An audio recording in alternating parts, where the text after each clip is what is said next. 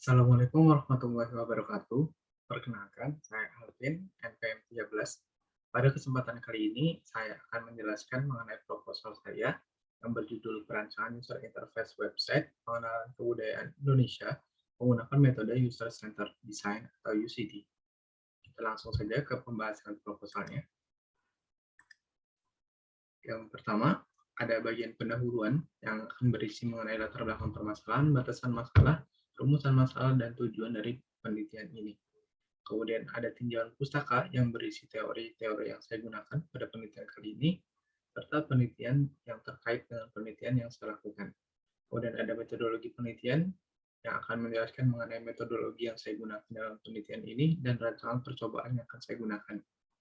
Kemudian ada perencanaan waktu dan biaya yang merupakan perencanaan kegiatan penelitian dan biaya yang akan dikeluarkan. Kemudian yang terakhir ada daftar pustaka, yaitu referensi yang digunakan dalam membuat penelitian kali ini. Kita lanjut ke pendahuluan. Di pendahuluan ada beberapa section. Yang pertama latar belakang, rumusan masalah, batasan masalah, maksud dan tujuan, dan manfaat. Kita lanjut ke latar belakang. Seperti yang kita tahu bahwa Indonesia merupakan negara yang sangat beragam. Indonesia itu mempunyai beragam suku, agama, budaya, dan kepercayaan. Namun sayangnya kekayaan kebudayaan Indonesia ini tidak diimbangi dengan kesadaran masyarakatnya untuk mengenal kebudayaan mereka sendiri serta melestarikannya. Menurut artikel yang saya baca yang ditulis oleh Pasaribu pada tahun 2018 yang membahas mengenai kesadaran masyarakat mengenai kebudayaan, didapatkan bahwa kesadaran yang rendah akan kebudayaan bisa terjadi karena banyak faktor. Salah satu faktor tersebut adalah kurangnya ketersediaan informasi mengenai budaya, sehingga masyarakat tidak mengenal suatu kebudayaan tersebut. Kita lanjut ke rumusan masalah. Rumusan masalah pada penelitian kali ini adalah bagaimana cara membuat website yang dapat menarik dan informatif bagi masyarakat, sehingga diharapkan masyarakat dapat mengenal lebih baik budaya mereka melalui website ini. Kemudian, apakah metode perancangan user-centered design atau UCD efektif dalam merancang website yang informatif? Kemudian ada seberapa efektifkah perancangan menggunakan metode UCD diuji dengan menggunakan usability testing. Kemudian selanjutnya ada batasan masalah dari penelitian kali ini. Pada penelitian kali ini, perancangan tampilan berbasis website sebagai simulasi aplikasi akan digunakan prototype yang clickable. Kemudian metode evaluasi yang akan digunakan adalah usability testing, dan perancangan user interface hanya sampai dalam tahap desain mockup website. Kemudian untuk maksud dan tujuan penelitian kali ini adalah untuk memenuhi mata kuliah skripsi dari program studi teknik informatika Fakultas MIPA Universitas Padjadjaran, menghasilkan user interface yang sesuai dengan kebutuhan masyarakat sehingga meningkatkan kesadaran agar mengenal budaya sendiri, menghasilkan desain website yang menarik dan efektif dan nyaman bagi pengguna. Kemudian manfaat dari penelitian kali ini adalah terbentuknya sebuah website yang khusus untuk menangani kegiatan dan informasi mengenai kebudayaan Indonesia, meningkatnya kesadaran masyarakat Indonesia untuk mengenal kebudayaan melalui literasi digital. Dengan adanya website pusat kebudayaan ini diharapkan akan memunculkan potensi lain dari kreativitas masyarakat Indonesia. Kemudian selanjutnya adalah tinjauan pustaka yang akan membahas mengenai penelitian terkait dan landasan teori yang digunakan. Berikut adalah penelitian terkait yang digambarkan dengan diagram fishbone. Ada beberapa penelitian terkait yang saya gunakan dalam merancang penelitian kali ini.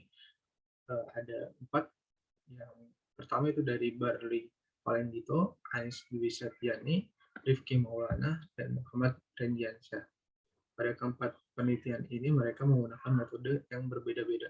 Untuk Barli Valendito sendiri, dia menggunakan metode design thinking untuk merancang user interface-nya dan mendapatkan nilai testing 93,33%. Kemudian ada Anies Dwi Septiani, dia menggunakan Lean UX dan mendapatkan success rate 72%. Kemudian ada Muhammad Rendiansyah et al. Dia menggunakan Human Centered Design dan nilai testing 96%. Kemudian ada Rifki Maulana menggunakan metode User Centered Design, namun pengujiannya hanya menggunakan Cognitive Workflow dan mendapatkan minimal mistake.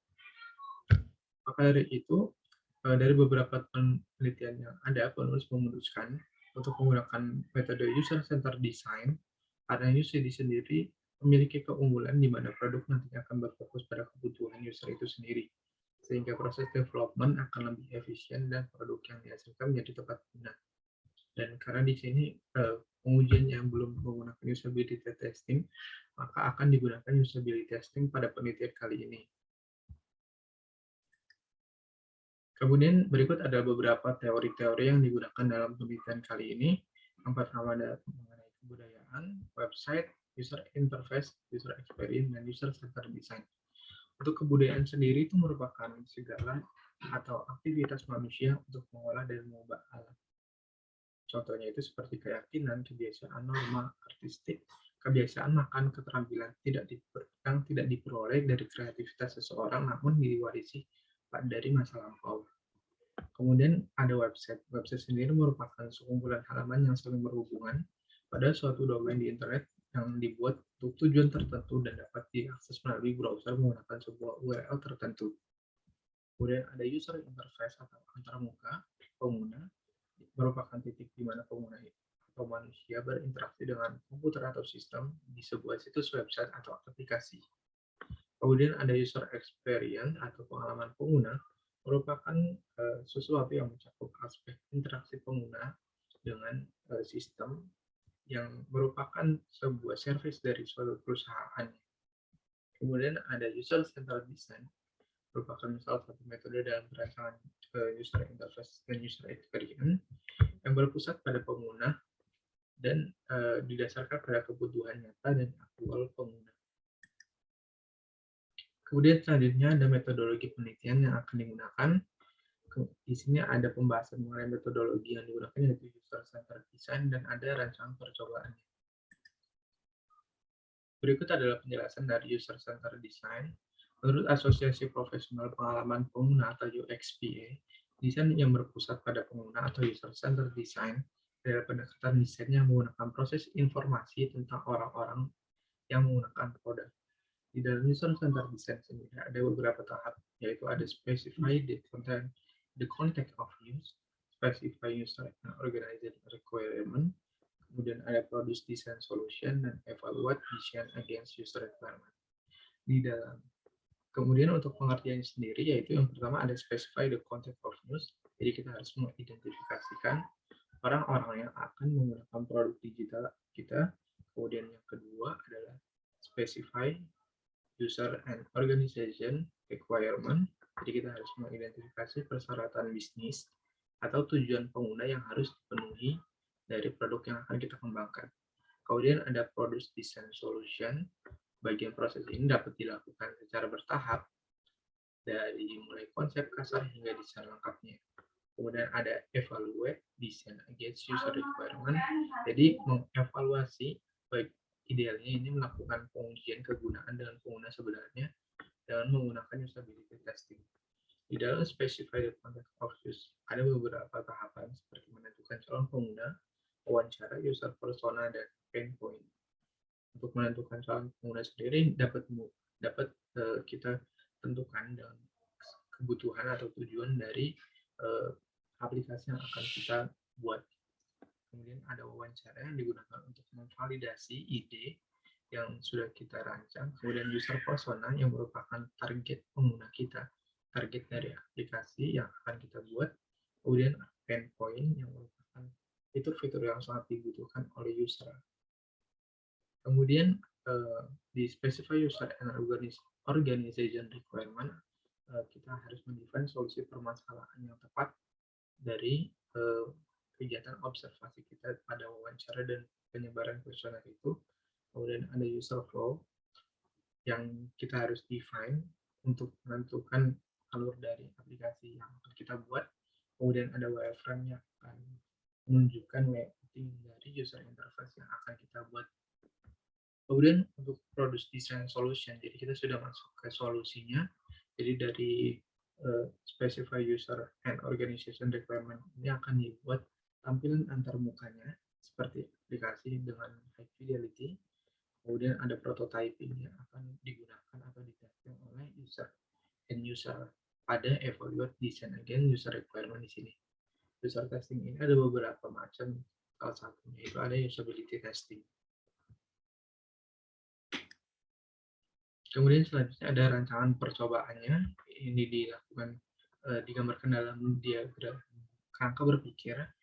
Kita mulai dengan mengidentifikasikan masalahnya, kita akan melakukan studi literatur dan penyebaran kuesioner untuk menentukan pain point dari sejumlah user. Kemudian kita merumuskan masalah yang didapatkan dari studi literatur dan kuesionernya. Kemudian untuk pengumpulan data yang seperti yang tadi sudah dijelaskan bahwa kita menggunakan studi literatur dan kuesioner yang disebar. Kemudian plannya kita melakukan perancangan fitur-fitur apa saja yang harus diprioritaskan. Jadi sudah ada di sini penjelasannya.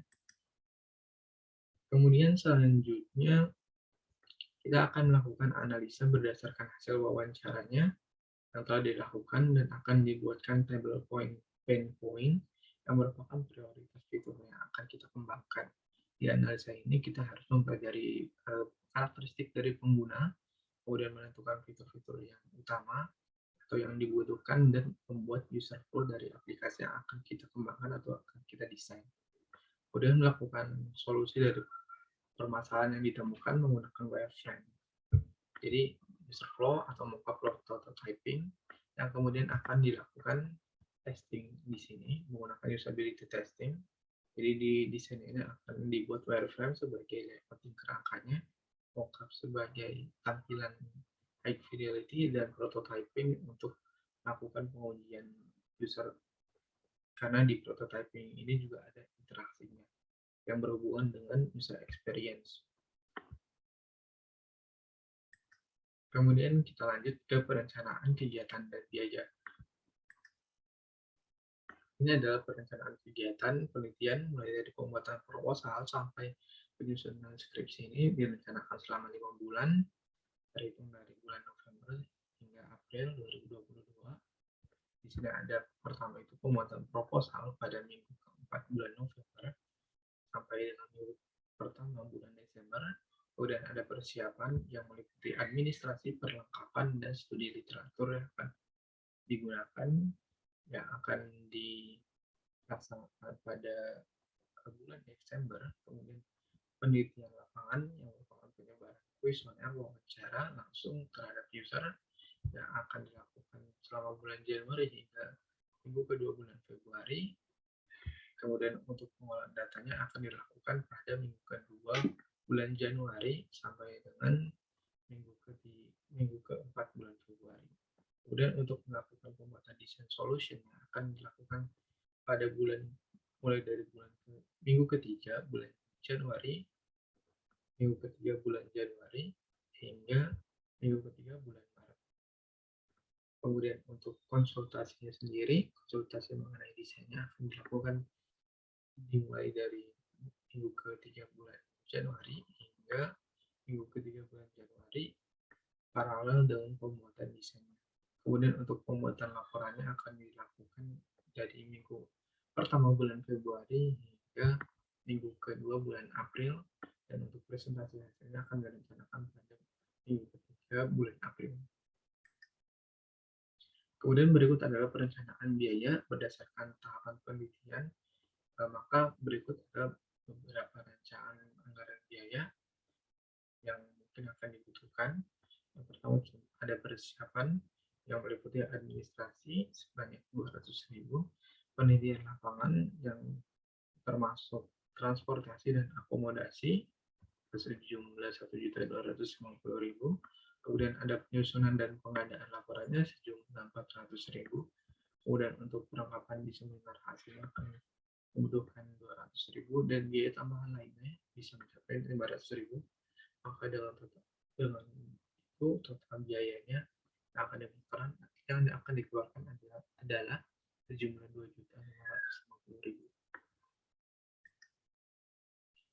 Dan berikut adalah beberapa referensi atau daftar pustaka yang saya gunakan untuk menyusun proposal ini. Mungkin hanya itu yang dapat saya sampaikan, kurang lebihnya saya mohon maaf. Wassalamualaikum warahmatullahi wabarakatuh.